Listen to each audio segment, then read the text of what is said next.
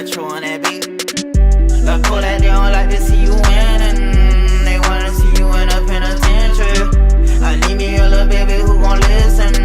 Girl, I don't wanna be the one you ignorant. My mama told me, boy, make a decision. Right now I gotta keep a ton of vision. I need me a little baby who gon' listen. Girl, I don't wanna be the one you ignorant. Look cool that they don't like to see you winning. They wanna see you in a penitentiary.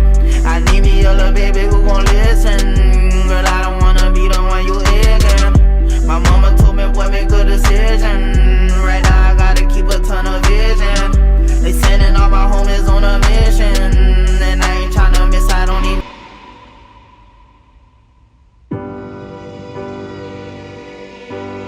Your thought on Black Lives Matter? What is it? What do you mean? The idea was that there's this movement called Black Lives Matter, thinking that the rest of America didn't seem to understand that Black Lives Matter. It just sounds weird. I didn't know that you put a name on. It's not a name. It's not whatever. It's somebody got shot by police for a reason. I am a young black rich man. If that don't let you know that America understands Black matter these days, I don't know what it is. That man white, he filming me. I don't know what you mean. Don't come at me with that dumb man. My life matters, especially tonight. Do you feel, though, connected to? Damn thing ain't got nothing to do with me. If you do, you crazy as you, not the camera, you. Feeling connected to something that ain't got nothing to do with you. It ain't got nothing to do with me. Trump is such an egomaniac, he makes Hitler seem like he wasn't completely sure how he felt about Jewish people.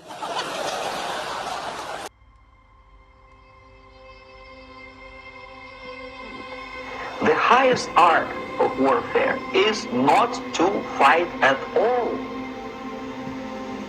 but to subvert anything of value in the country of your enemy, until such time that the perception of reality of your enemy is screwed up to such an extent that he does not perceive you as an enemy, and that your system, your civilization, and your ambitions look to your enemy as an alternative, if not desirable, then at least visible. Better than dead. That's the ultimate purpose, the final stage of subversion, after which you can simply take your enemy without a single shot being fired, if the subversion is successful. This is basically what subversion is. The committee obtained outtakes from remarks Trump made following the insurrection. Sources say he struggled to say the election was over and condemned.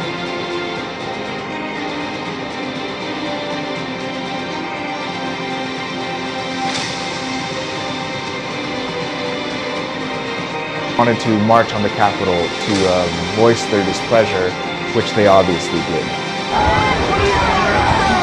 Can't breathe. Should be hanged. How about we make it happen if Trump doesn't win? Go ahead. Fire. Let's hang these son of a bitches. If Trump doesn't win, let's fucking hang him. I hope Mike is going to do the right thing. I hope so. Because if Mike Pence does the right thing, we win the election. All Vice President Pence has to do is send it back to the states to recertify. And we become president, and you are the happiest people. Mike Pence is going to have to come through for us. Behind the unrest. An NGO is a non-governmental organization. Now, many NGOs are quite legitimate. They represent good causes. Maybe they help people in a country feed or deal with water problems or deal with various kinds of social problems. But there are some NGOs that have become funded by government entities and serve more the purpose of that government rather than trying to serve the people that they are ostensibly working for. One thing we saw in the 1980s, at that point the Central Intelligence Agency had been largely discredited because of scandals that had been exposed in the 1970s. For 15 years, the CIA has secretly financed overseas activities of the National Students Association. But then there came to light a fantastic web of CIA penetrations. So when the Reagan administration came in, there was this concept that instead of having the CIA, which traditionally would go into these different target countries, their media funding, NGOs funding different political operations, that was essentially farmed out to a new organization called the National Endowment for Democracy, which was created in 1983. And it would do pretty much what the agency used to do. It would go into one of these countries and it would support various political groups, train activists, deal with journalists, business groups, and try to advance U.S. foreign policy interests, sometimes against the interests of the host government, the target government. And beyond that, they received financial and other logistical help from the National Endowment for Democracy and other U.S. agencies that helped them training activists, working with journalists to get their side presented more favorably. They work on things like, how do you get traction? How do you get things to go viral? How do you then use that to generate support for your cause?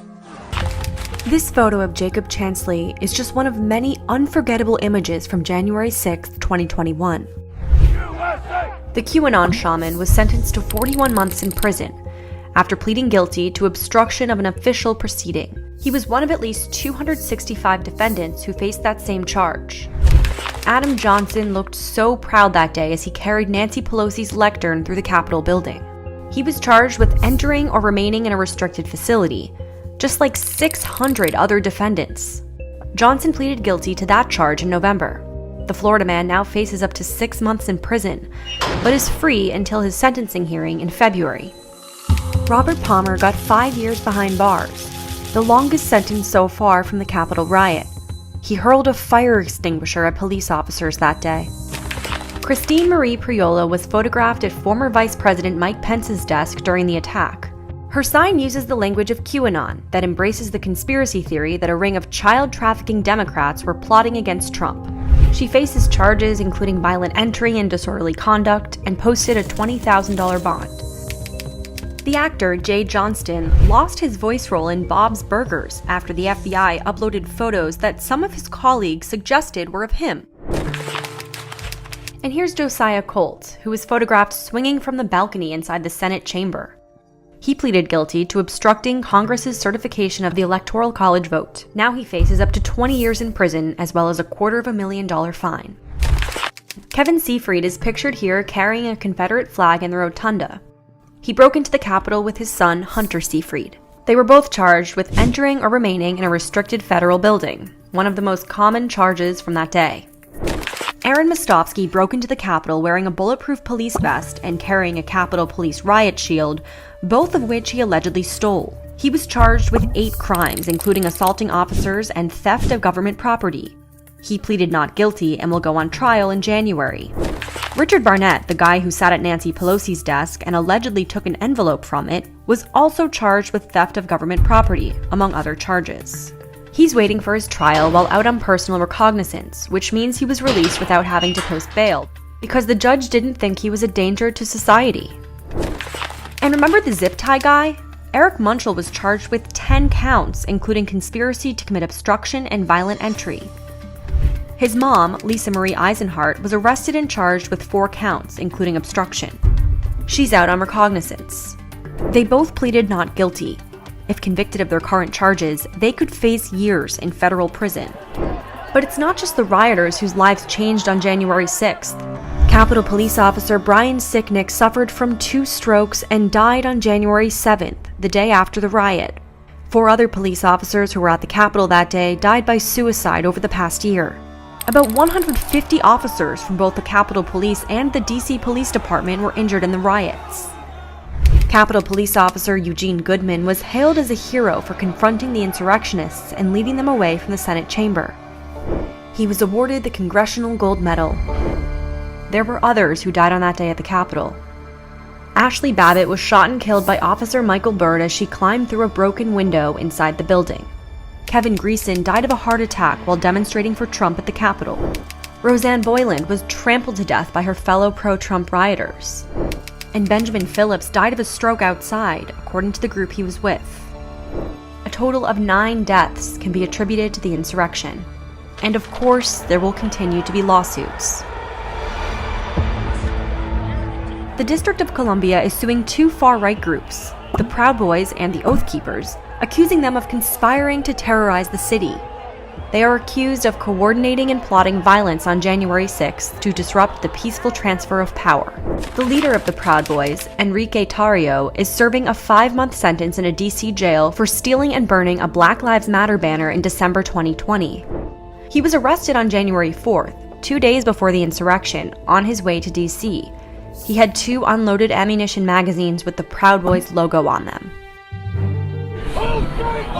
Proud Boys! More than 30 Proud Boys members have been charged with conspiracy and other offenses in connection with the riot.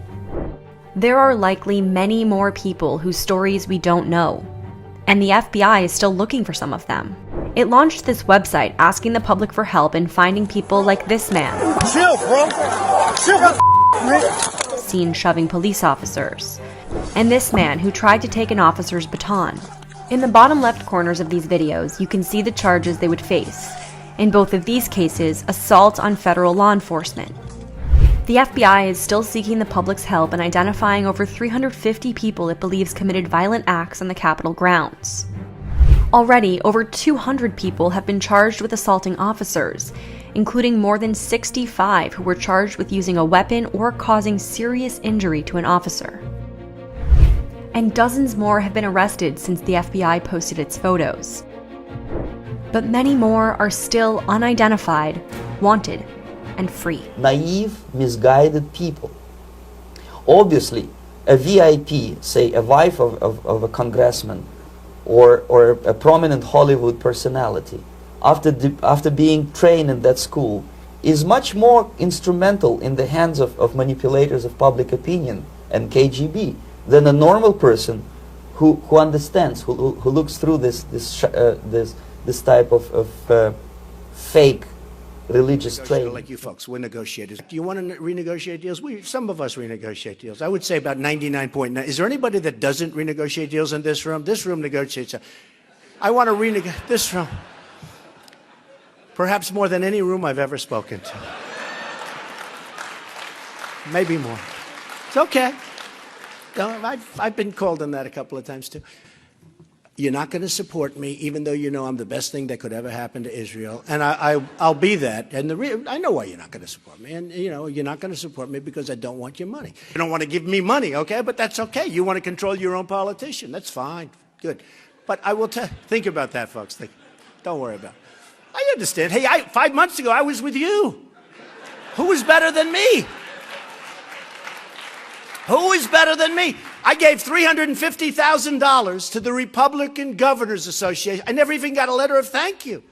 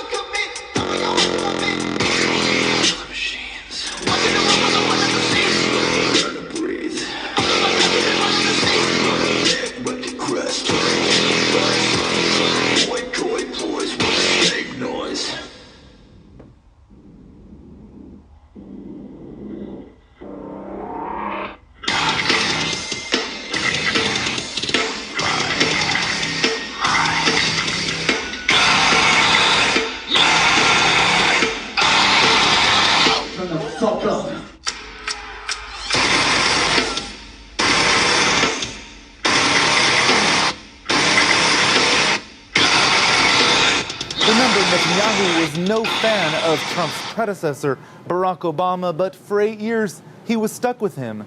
Before that, George Bush, a Republican, had Ehud Olmert and his center-left coalition, and Bill Clinton, a Democrat, had Ariel Sharon and his right-wing politics. Netanyahu and his supporters saw in Trump a golden opportunity, a rare moment in time to reshape the U.S.-Israel alliance, and in doing so, the Middle East as a whole. Rowie Rettenberg, CGTN in Washington.